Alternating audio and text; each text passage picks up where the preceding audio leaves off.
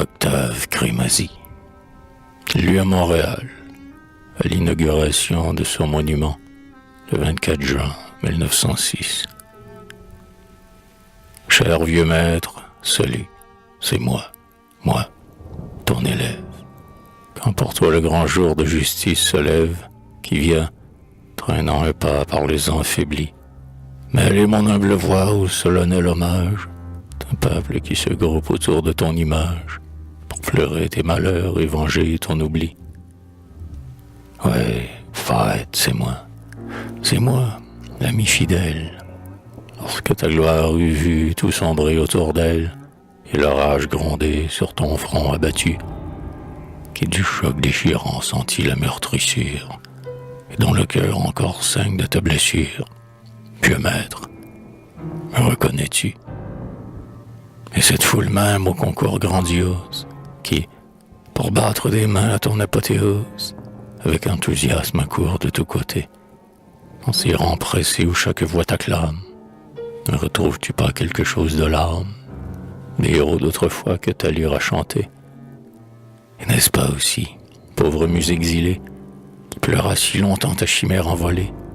N'est-ce pas que du haut de ce fier piédestal, ton ombre, que le vol de nos brises caresse, dans un tressaillement de joie et d'allégresse, a reconnu le sol natal? Ce sol natal qui fut ton amour et ta vie, dont la vue en un jour cruel te fut ravie, et que cherchait encore ton regard expirant.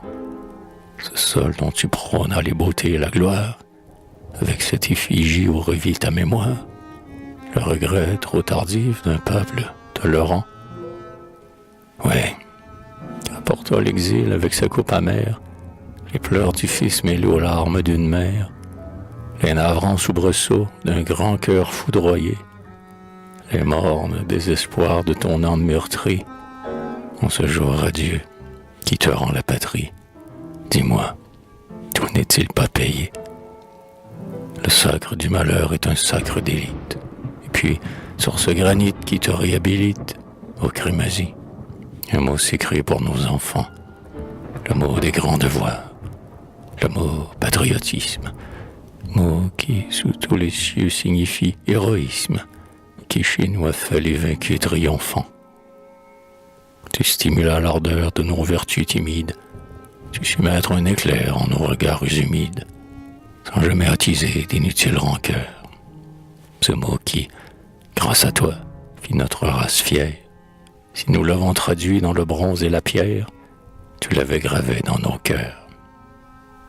Aussi, ton monument, œuvre patriotique, ce n'est pas une ville, un parti politique qui l'élève aujourd'hui, dont 1000 fois plus beau. C'est car ta gloire, ô maître, a passé la frontière, unie en un faisceau, ta race tout entière, dont le vœu t'offre ici l'hommage d'un tombeau.